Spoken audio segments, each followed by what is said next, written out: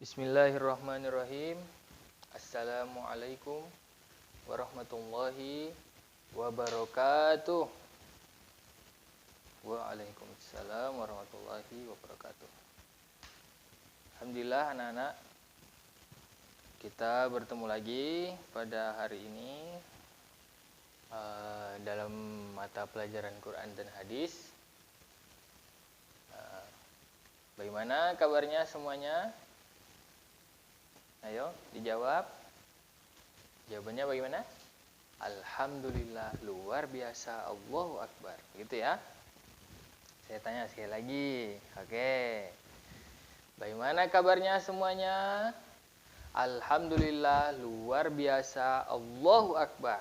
Nah, bagus. Ya. Hari ini, ayo semuanya fokus ke depan. Kita absen dulu ya.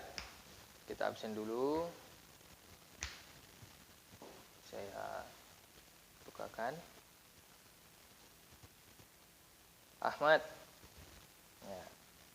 Hadir. Heri. Hadir. Edwin. Fitri. Teguh. Said. Yang terakhir Bisma. Hadir semua. Alhamdulillah. Baik anak-anak, disiapkan bukunya semuanya. Hari ini materi kita adalah pola hidup sederhana dan anjuran untuk menyantuni anak yatim. Tes dulu. Oh ada. Ya. Apa itu? Langsung saja ya kita. Langsung dibuka bukunya, catatannya juga. Alhamdulillah. Islam ini adalah agama yang sempurna. Kenapa agama yang sempurna? Karena di Islam ini kita diajarkan juga untuk hidup secara sederhana. Nah, ini tergambar kepada diri Nabi Muhammad Sallallahu Alaihi Wasallam. Nabi Muhammad itu hidupnya sederhana atau tidak? Sederhana. Ya, bahkan dikatakan dia tidur di atas pelepah kurma. Zaman dulu kan belum ada tehel, belum ada kasur. Jadi Nabi SAW itu hidupnya sederhana. Ya. Banyak ayat Al-Quran juga hadis yang menjelaskan tentang pola hidup sederhana. Ada tidak ayat yang menjelaskan tentang pola hidup sederhana? Banyak. Hadis? Banyak juga. Gitu ya. Dan juga banyak pula hadis dan ayat yang menjelaskan tentang urgennya untuk menyantuni kaum duafa. Kaum duafa. Kaum duafa ini Nabi Muhammad hidupnya sederhana. Dan banyak juga ayat dan hadis yang menjelaskan tentang yang pertama adalah tadi apa? Hidup sederhana. Hidup sederhana. Dan juga yang kedua adalah menyantuni anak yatim.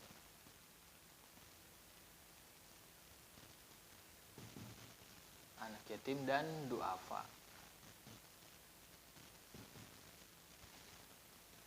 Dan duafa. Nah, banyak sekali. Kita hari ini akan membahas apa? Ayat dan hadis tentang yang menjelaskan tentang pola hidup sederhana dan menyantuni anak yatim. Kenapa kita belajar ini? Karena junjungan kita itu hidupnya sederhana. Mengajarkan kita untuk hidup sederhana pula. Nah, Kenapa hidup sederhana? Banyak keuntungannya. Hidup sederhana itu nanti di akhirat kita hisapnya ringan. Hidup pikiran tidak berat, memikirkan tentang harta, menyimpan harta, mengumpulkan harta. Hidup dengan sederhana saja. Islam mengajarkan kepada setiap orang yang memeluknya untuk berbuat baik kepada sesamanya, terlebih kepada orang yang lemah dan membutuhkan bantuan dari orang lain. Betul tidak? Betul. Kenapa? Sejatinya setiap manusia itu membutuhkan bantuan dari orang lain. Kita hidup ini saling bergantungan, saling membutuhkan antara satu dengan yang lain. Ya. Maka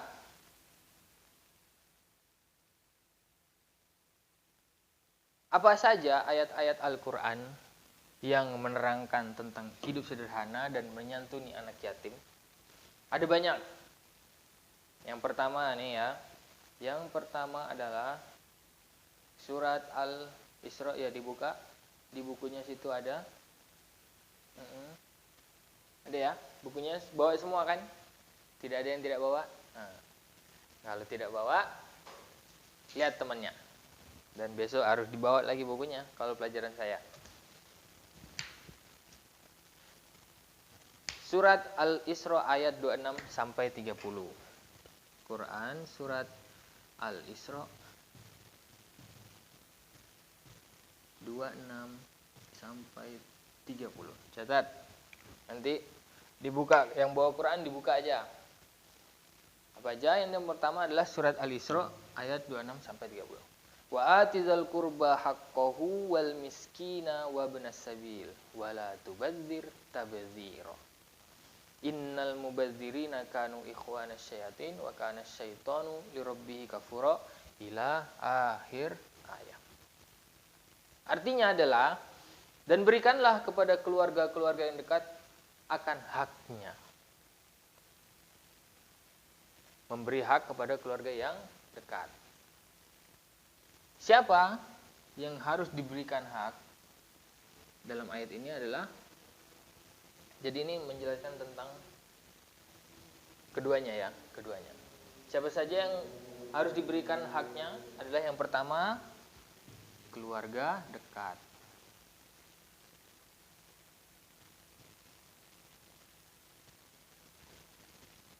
Selanjutnya artinya, dan kepada orang miskin.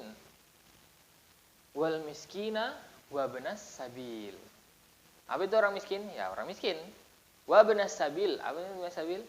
Adalah orang yang dalam bepergian. Yang kedua adalah berarti orang miskin. Yang ketiga adalah orang yang sedang bepergian. Orang musafir lah. Ini. Selanjutnya artinya, dan janganlah kamu menghambur-hamburkan hartamu secara boros. Tidak boleh boros. Nah, yang pertama, oh ini kebalik ya. Hidup sederhana harusnya di sini nih. Jadi begini. Oke. Lalu begini. Oke ya. Tidak boleh boros. Tidak boleh boros. Ini Al-Qur'an mengajarkan kita bahwa inilah kita itu sebagai umat muslim tidak boleh apa? Tidak boleh boros. Bagaimana sih boros itu?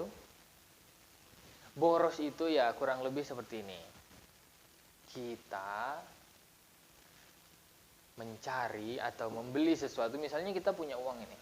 Kita mempunyai satu, misalnya baju yang bagus. Atau sudah mempunyai cukup baju yang bagus, kaos, satu kemeja begini.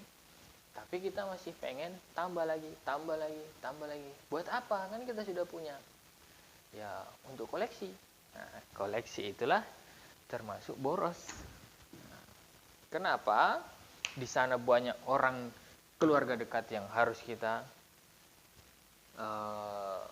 santuni, kita beri, kita harus berbagi kan.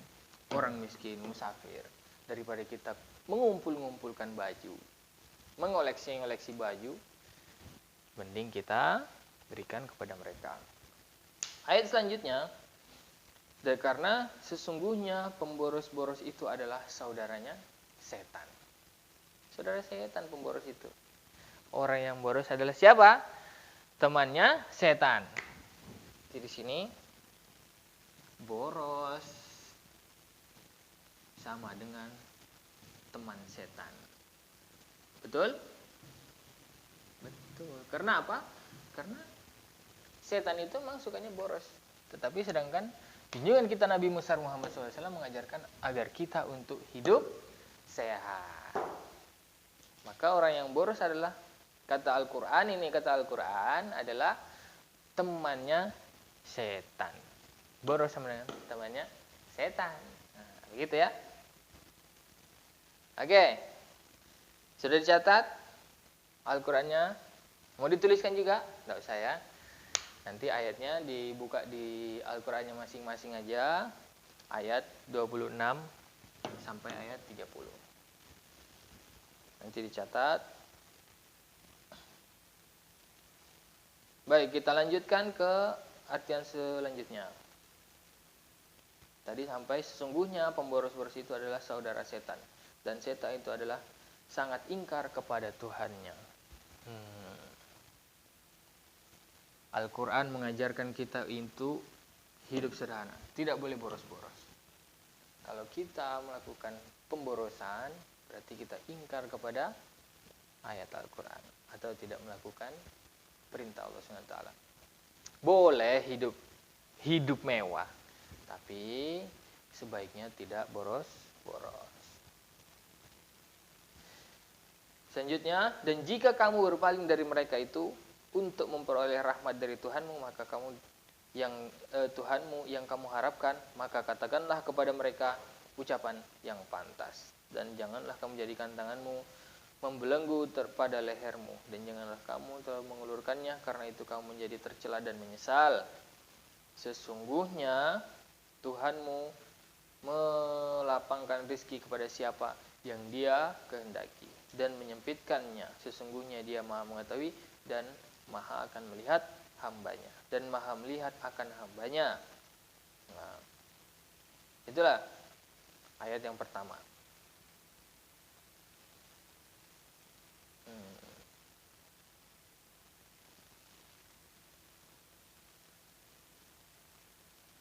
Pada ayat ini Allah SWT merintahkan untuk kita, yang pertama adalah hidup secara sederhana. Bukan. Ayat ini adalah merintahkan supaya kita berlaku baik kepada kedua orang tua, yaitu keluarga dekat. Karena keduanya lah yang merupakan penyebab kita yang nyata, merupakan sebab yang nyata dari keberadaan seorang anak manusia.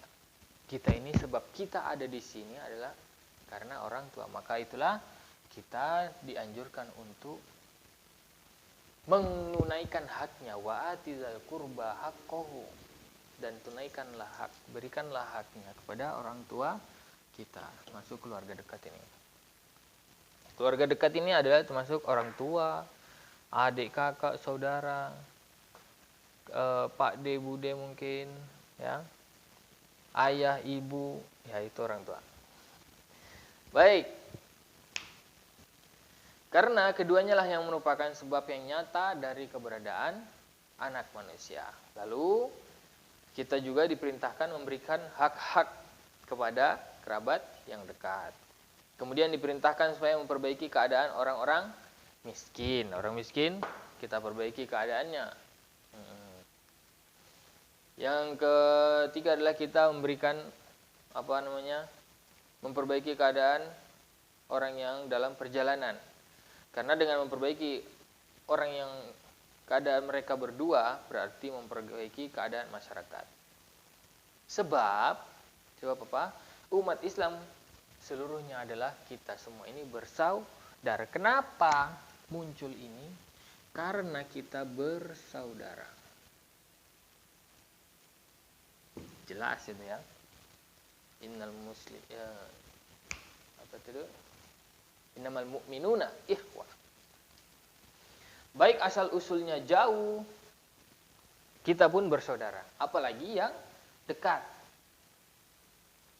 Persaudaraan setan dengan pemboros adalah persamaan sifat-sifatnya. Jadi orang yang boros itu, kenapa dia menjadi teman setan? Karena sifatnya sama. Sifatnya sama. Serta keserasian antara keduanya. Mereka berdua sama-sama melakukan hal yang batil. Persaudaraan itu dipahami oleh Ibnu Asyur dalam arti kebersamaan dan ketidak berpisahan setan dengan pemboros. Ini karena biasanya saudara-saudara selalu bersama saudaranya dan enggan berpisah dengannya. Nah, orang yang boros itu berarti dia setan enggan berpisah dengannya. Karena apa? Karena mereka itu sudah seperti saudara, sifatnya sama. Dan saudara itu ketergantungannya adalah tidak saling berpisahkan. Pensifatan setan dengan kafur sangat ingkar merupakan peringatan keras kepada para pemboros yang menjadi teman setan itu bahwa persaudaraan dan kebersamaan mereka dengan setan dapat mengantarkan mereka kepada kekufuran. Nih, ya, pentingnya kita agar tidak melakukan hal boros, tidak boleh boros. Maka itulah kita harus melakukan pola hidup sederhana. Ya, anak-anak, perhatikan. Oke. Ayat kedua dari Al-Quran adalah pada surat Al-Furqan ayat 67. Oke. Kita pindah di mana ini? Di sini aja ya. Quran surat Al-Furqan. Al-Furqan ayat 67. Catat. Ini ayat kedua dalam pembahasan pelajaran kita hari ini. Yang bawa Quran buka surat Al-Furqan ayat 67. Oke. Saya bacakan dulu ayatnya. Ntar saya carikan.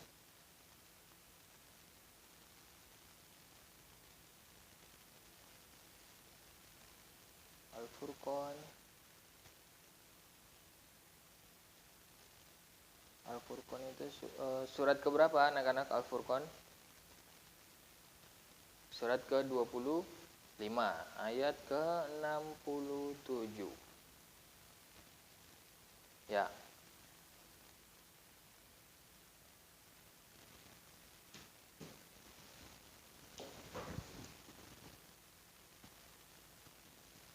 Kita bacakan saja langsung artinya atau ada yang membacakan ayatnya?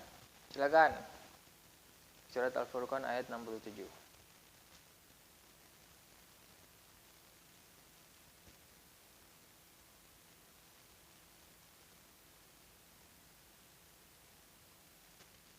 Baik, bagus. Terima kasih.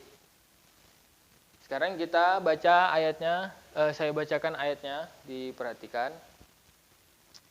Orang-orang yang tidak berlaku mubazir di dalam mengeluarkan nafkah, maka tidak mengeluarkannya lebih dari kebutuhan, tidak pula kikir terhadap diri mereka sehingga mengabaikan kewajiban terhadap diri mereka dan keluarga mereka, sehingga mengeluarkannya secara adil dan pertengahan, dan sebaik-baik perkara adalah yang paling pertengahan. Dalam Al-Quran ini Al-Furqan ayat 67.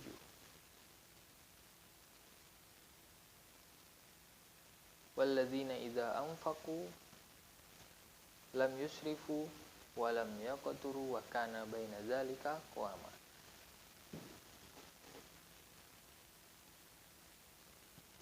Apa? Dan orang-orang yang apabila membelanjakan harta mereka tidak berlebih-lebihan dan tidak pula kikir, dan adalah pembelanjaan itu di tengah-tengah antara yang demikian.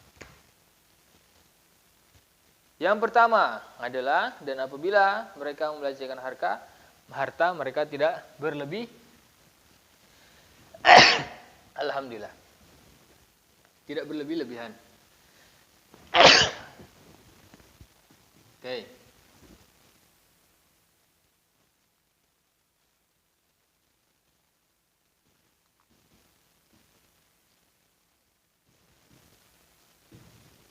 Yang kedua, yang pertama tadi tidak berlebih-lebihan. Yang kedua, mereka tidak berlebihan dan tidak pula kikir. Tidak kikir. Ini. Apa itu kikir? Kikir itu pelit. Jadi, apapun yang kita lakukan di dunia ini tidak berlebih-lebihan. Makan tidak berlebih-lebihan. Kenapa? Karena sesuatu semuanya apabila berlebih-lebihan maka apa? Tidak bagus. Makan berlebih-lebihan tidak baik. Tidur berlebih-lebihan tidak baik. Tidak baik. Makanya pelajaran jangan ada yang tidur. Ini bagus semua, tidak ada yang tidur ya. Dan yang kedua adalah mereka tidak kikir. Jadi apa kandungan dari ayat ini? Walladzina idza fa'alu walladzina idza anfaqu lam yusrifu wa lam yaqturu wa kana baina dzalika qawama. Orang-orang yang tidak berlaku mubazir di dalam mengeluarkan nafkahnya, maka tidak mengeluarkannya lebih dari kebutuhan maksudnya, tidak pula kikir terhadap diri mereka sehingga mengabaikan kewajiban terhadap diri mereka dan keluarga mereka. Jadi dia memberi nafkah itu tidak mubazir, tapi juga dia tidak kikir terhadap diri mereka sendiri. Mereka tidak kikir, apalagi terhadap keluarga mereka. Mereka tidak kikir, sehingga mengeluarkannya secara adil. Ya, adil dan pertengahan. Dan sebaik-baik perkara adalah yang paling pertengahan. Ya, gitu ya. Oke. Ayat selanjutnya adalah Quran surat Al-Qasas ayat 79 sampai 82. Ini yang tadi udah dicatat. Ya, kalau belum dicatat nanti dicatat di rumah saja nggak apa-apa. Asal ini dicatat ininya nggak apa-apa. Al-Qasas ayat berapa tadi? 79 dan 28.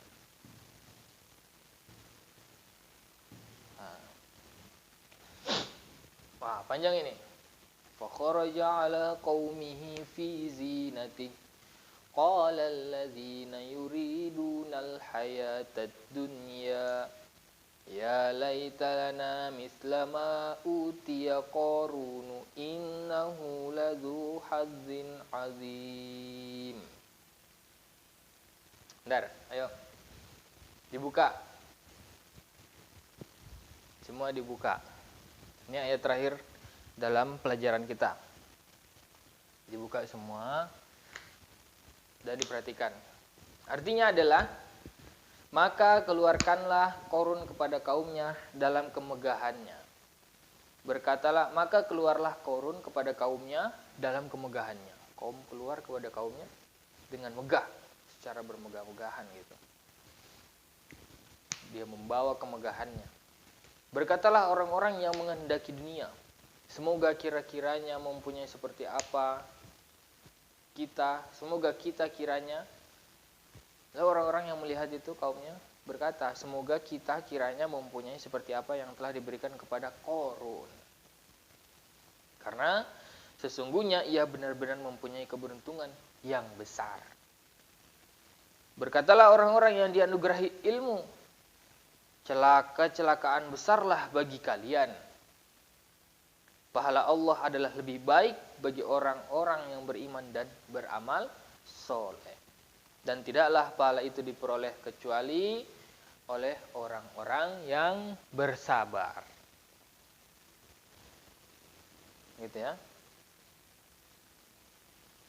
Panjang ini ayatnya. 2 ayat lagi. Maka kami benamkanlah Qarun beserta rumahnya dalam bumi maka tidak ada baginya suatu golongan pun yang menolongnya terhadap azab Allah SWT, dan tiadalah dia termasuk orang yang dapat membela diri. Dan jadilah orang-orang yang kemarin mencita-citakan kedudukan Qarun itu berkata, aduhai, benarlah Allah melapangkan rezeki kepada siapa yang dia kehendaki dari para hambanya dan menyempitkannya. Kalau Allah tidak melimpahkan karunia-Nya atas kita, benar-benar dia telah membenamkan kita pula. Aduhai, benarlah tidak beruntung orang yang mengingkari nikmat Allah Subhanahu wa taala.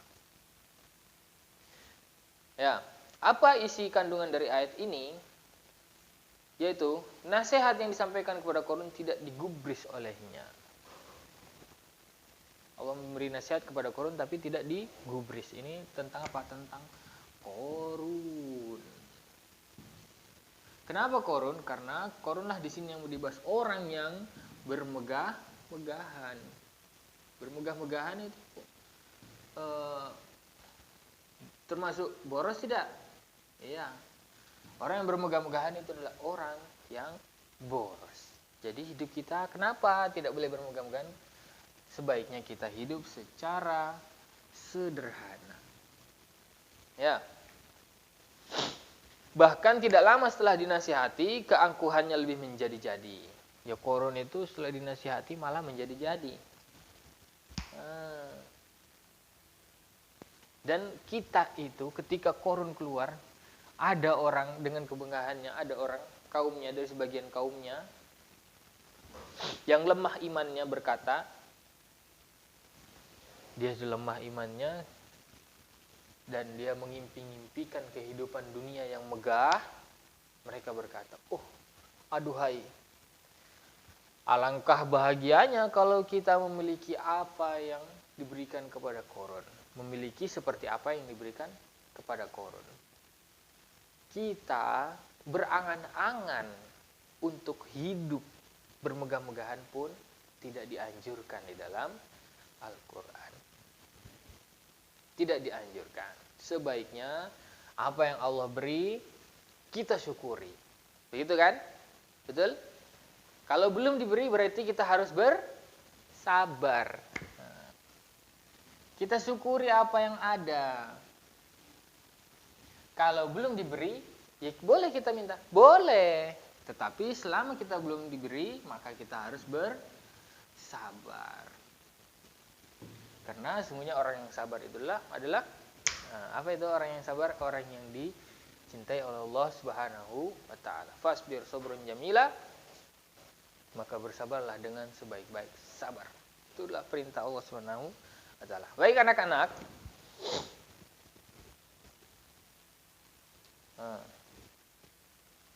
Tetapi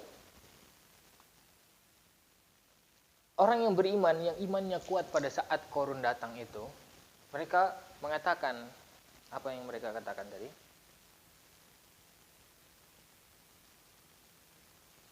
Benar Allah melapangkan rezeki bagi siapa yang dia kehendaki, bagi yang banyak secara tidak langsung.